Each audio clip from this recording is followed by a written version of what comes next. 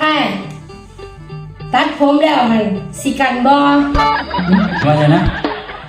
สิกันบ่สิโอ๊ย